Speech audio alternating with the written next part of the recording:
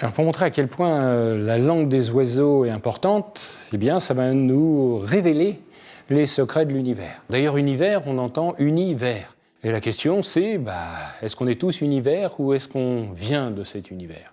Ça voudrait dire qu'au début, tout est dans tout, dans une espèce de un, et peut-être qu'au début, la quête, c'est l'inconnu. Et peut-être que la fin de la quête, c'est l'inconnu. Retrouver, partir de ce qui est un en étant fractionné et de fractionner pour retrouver au un. D'ailleurs, on peut se poser la question, quel est le contraire de la mort? Le contraire de la mort, c'est la vie, mais le contraire de la naissance, c'est quoi? Justement, c'est être. Et on peut dire que cet être, il s'est manifesté. Manifesté, ça veut dire fait avec la main. Donc c'est pour ça qu'on peut dire un jour l'être humain. On voit ces mains qui arrivent justement à cet être qui n'a aucune forme peut-être. Et d'ailleurs, qui arrive enfin dans ce lieu, le lieu dans lequel on est. D'ailleurs, si je demande à chacun d'où vous venez, je vais vous demander de quel endroit vous venez. Mais si vous venez d'un endroit, c'est que forcément, quelque part, il y a un envers. Eh bien, peut-être que notre quête n'est pas la quête de l'endroit, mais la quête de l'envers. Et bien sûr, la clé, si je dis clé, il doit y avoir porte. Et s'il y a porte, il y a verrou. Entendez bien la musique, vers où. Et ça va dépendre de où est le vers et où est le où. Car d'un côté c'est ouvert et de l'autre côté c'est verrou. Peut-être qu'il va falloir ouvrir ce verrou pour trouver l'ouverture qui va nous permettre de passer de l'endroit à l'envers. Alors notre homme, notre apprenti sage, il va faire un certain nombre de pas à l'intérieur de ce monde. Et la question qu'on peut se poser, mais c'est combien de pas il va faire? Dans notre univers, tout ce qui est autour de nous fonctionne par 3. Et pourquoi? Parce que tout ce qui est autour de nous, on appelle ça la matière. Mais vous allez entendre l'âme à tiers.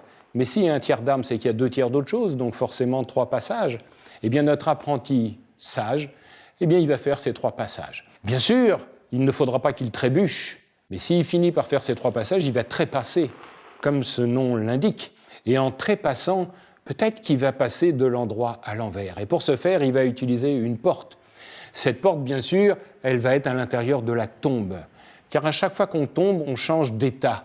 On tombe malade, on tombe amoureux, on tombe enceinte, on tombe dans la tombe. Dans la tombe, il va trouver enfin les secrets. Et c'est pour ça qu'il sera capable de décrypter, c'est-à-dire de sortir de la crypte. Et les secrets, c'est l'endroit où ça se crée, bien sûr. Et donc, il va mourir, et la mort, finalement, c'est l'âme or. Donc peut-être que son corps va rester à l'intérieur de la tombe, mais qu'il va libérer son âme pour pouvoir continuer son chemin. Chemin d'ailleurs qui peut être difficile pour lui. Pour lui, c'est une espèce d'initié.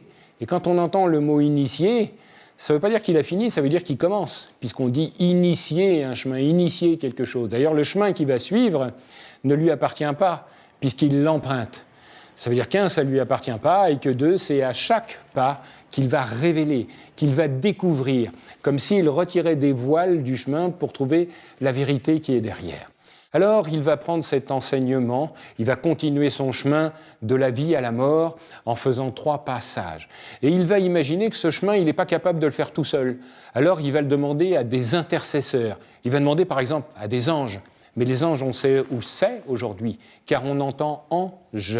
On sait qu'ils sont à l'intérieur de nous et on sait que notre chemin, ça sera d'être capable de faire l'extérieur et l'intérieur, l'endroit et l'envers. Et c'est pour ça qu'on finira par appeler les archanges. Les archanges, on entendra arc-en-je, celui qui fait le lien entre l'intérieur et l'extérieur. Eh bien, si notre apprenti sage est capable de faire 3 pas sages, de s'affranchir des anges et de faire sortir ce qu'il a à l'intérieur, d'ailleurs trouver son fameux être, car l'être qui est à l'intérieur, on va appeler ça ce qui est le plus étrange, car c'est l'être en je, bien sûr. Si vous regardez comment est écrit le mot mort, la première lettre c'est le M. Et le M, on entend le mot aimer, mais aussi c'est la création aussi, c'est aussi la mer.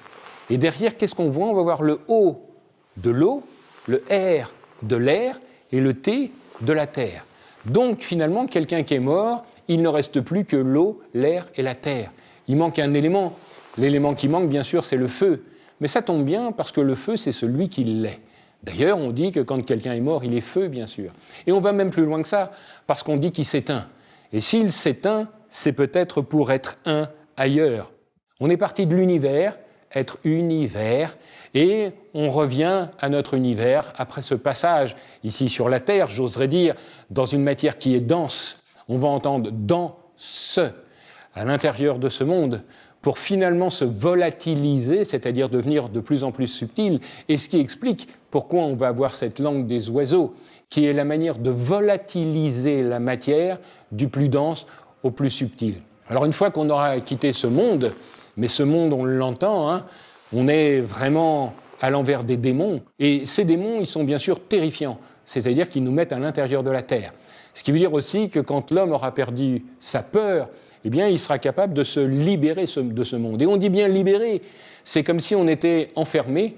Enfer et enfermé, c'est d'ailleurs le même mot, et que ce monde d'enfermement, on dit aussi, c'est pour ça qu'il ne faut pas le croire, car l'enfermement, bien sûr, le jugement aussi, qui nous empêche d'avancer dans ce monde. C'est comme si on avait un juge terrible sur les épaules qui nous disait « ça tu peux faire, ça tu peux pas faire », mais vous entendrez maintenant le jugement. On va finir par se libérer de ce monde, sans doute et peut-être par la mort, pour franchir enfin la barrière entre l'endroit et l'envers. D'ailleurs, ne dit-on pas persévérer, percez et vous verrez. Et la question c'est percer quoi? Pour voir quoi? Enfin, on finira ce dernier pas sage qui nous permettra de découvrir l'autre côté, l'envers.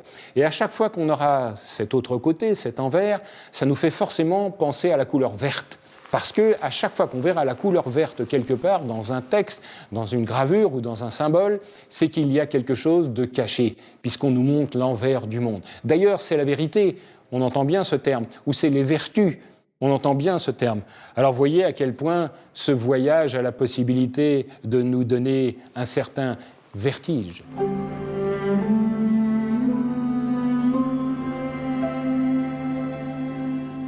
La lettre A. La première chose qu'on voit, c'est sa forme, le glyphe. On voit, elle a exactement la forme d'un compas. Cette lettre représentera à la fois l'esprit, mais représentera aussi la rigidité, la règle. Pourquoi? Parce que le compas a deux possibilités. La première, est capable de s'ouvrir, donc comme l'esprit, mais la deuxième va garder la forme qu'on lui a prédéfinie et il aura du mal à en changer. Donc à chaque fois qu'on verra cette lettre à l'intérieur d'un mot ou en début d'un mot, eh bien, ça voudra dire qu'il y a une règle à suivre et peut-être que passer de la fermeture de cette règle vers une ouverture. Alors A comme astre. Astre, bien sûr, nous fait forcément penser au pèlerinage. Et pas n'importe quel pèlerinage, le pèlerinage de Saint-Jacques de Compostelle. Alors déjà, pourquoi? Parce qu'aller trouver l'astre nous évite les désastres. Ça veut dire qu'on a toujours cru et toujours pensé à notre bonne étoile qui était capable de nous guider sur le chemin. Alors nous allons commencer notre chemin et pour commencer le chemin, on va bouger un pied. Et quand on bouge le pied, on va déclencher un os à l'intérieur et cet os s'appelle l'astragale. Moitié astre et moitié gale. Alors on verra plus tard que le mot gale veut dire pierre et astre, bien sûr, c'est la quête de la lumière, de cette ouverture d'esprit. Donc on nous dit, tu es sur le chemin des étoiles et de la pierre. Alors bien sûr, on va faire ce chemin, on va être un pèlerin, le pèlerin qui se pèle, qui retire ses peaux, et on va arriver forcément à Saint-Jacques de Compostelle, Compostella, c'est-à-dire les étoiles dans le compost, cet astre qui est tombé à l'intérieur de la Terre, qu'on va pouvoir récupérer justement pour nous éclairer et éclairer ce chemin. Alors bien sûr, ça fonctionne à condition qu'on évite les désastres, car sinon jamais on ne trouvera cette lumière, on restera que dans la pierre. Et dans la pierre, bien sûr, on retournera maintes fois sur ce chemin jusqu'à ce qu'on ait l'ouverture enfin du A qui nous permettra de trouver l'astre.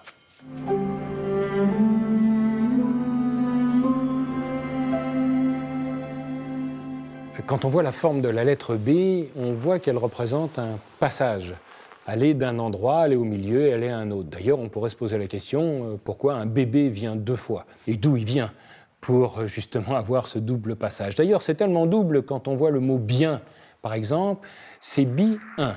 C'est de deux faire un seul. Comment rassembler ce qui était part à travers cette lettre, justement, qu'on va avoir. Alors, ça fait penser aussi à la bénédiction. c'est-à-dire bien dire les choses, qui est opposé à la malédiction. Le maladie, le malheur, le maudit qui sépare, là, cette bénédiction, le bien dit, la bienfaisance qui va rassembler. On pourra aussi jouer sur le mot symbole qui fait la synthèse et qui rassemble, opposé au mot diabole qui fractionne et qui sépare. Cette lettre aura donc comme vertu de rassembler ce qui est épars à travers un passage.